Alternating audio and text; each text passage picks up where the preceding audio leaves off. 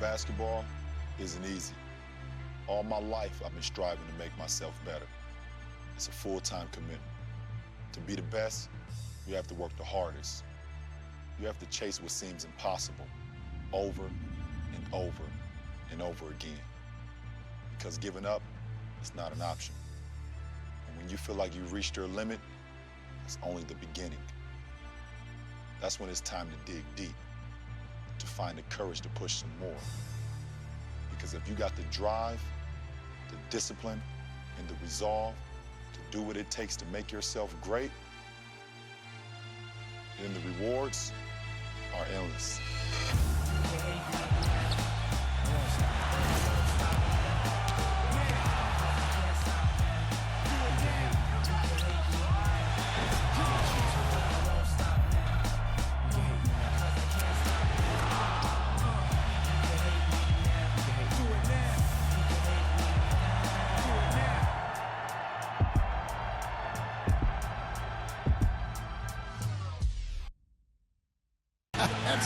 That is the way you get your team fired up.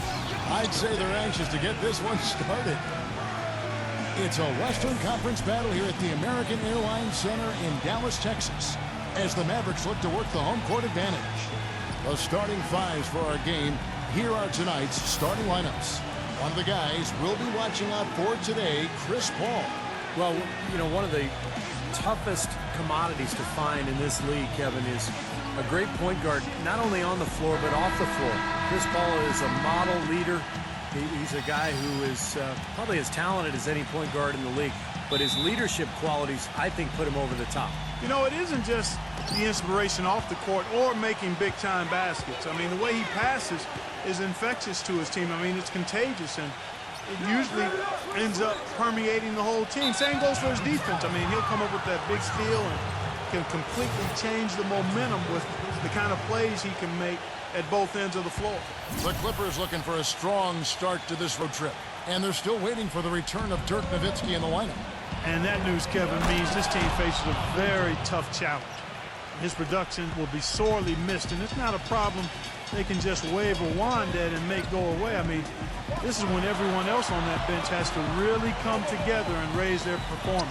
And in my experience, Clark, I mean, teams are able to survive this stuff for a while, but over time in the NBA, a lack of talent really comes back to haunt you. So once the emotion wears off and the regular season continues to grind on, this club could be in big trouble. And here is Jordan. Vince Carter getting it to go from deep. That was some skill there. Nice use of the bounce pass. You know, this is an interesting little factoid, fellas. Jamal Crawford is the all-time career leader in 4-point play. That's where you get fouled and make the three. There must be an art to it. If there is, he's the master artist. Now it's sent it down to Doris Burke, who is able to catch up with Coach Doc Rivers. His biggest concern seemed to be how to contain Monte Ellis on the offensive end.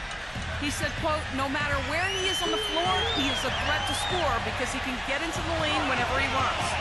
We'll just have to try and get the ball out of his hands on the offensive end. We'll see if they can do just that. Thank you, Doris.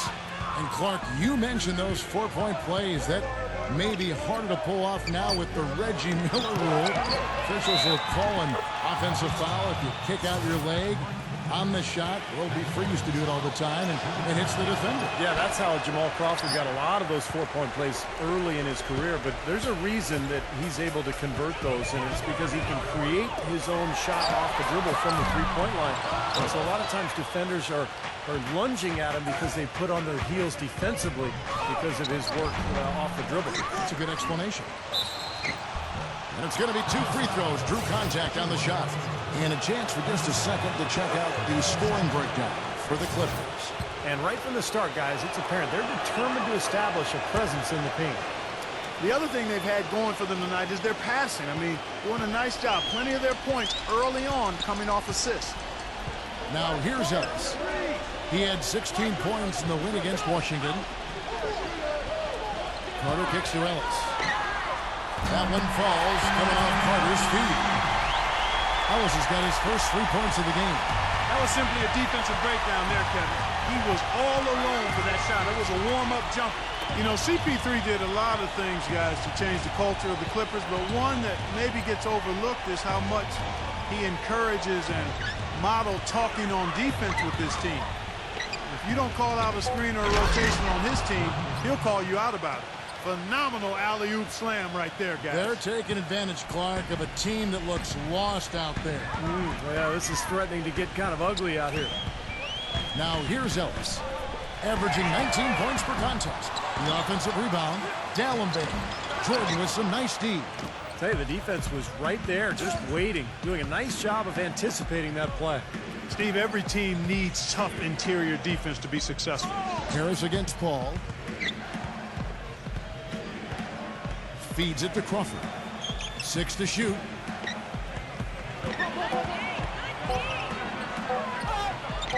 Makes it off the glass. And we've seen the Clippers turn around over the last few years. It doesn't just happen purely with talent, although it helps certainly.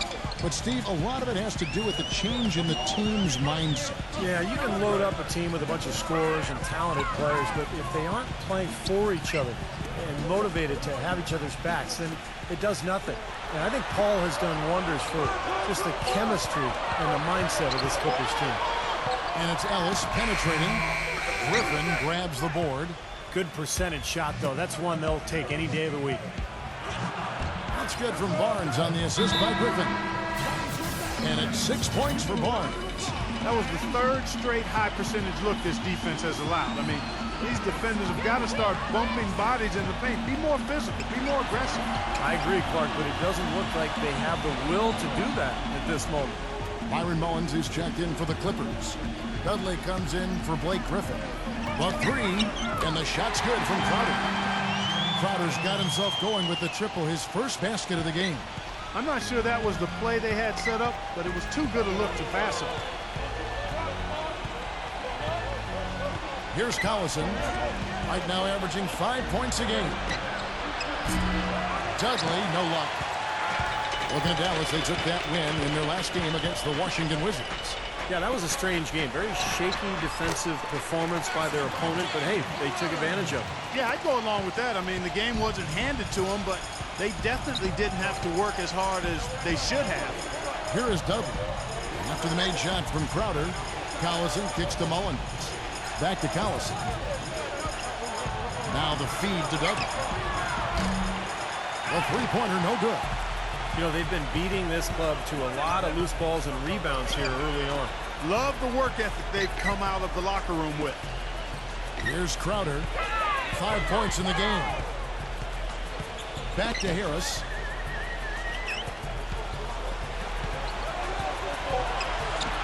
And it's blocked by Reddick. They retain possession. Well, what they love to use him for, guys, is setting picks because he's a big, strong player who takes up a lot of space, and he understands his role. Yeah, you know, it makes sense to take it.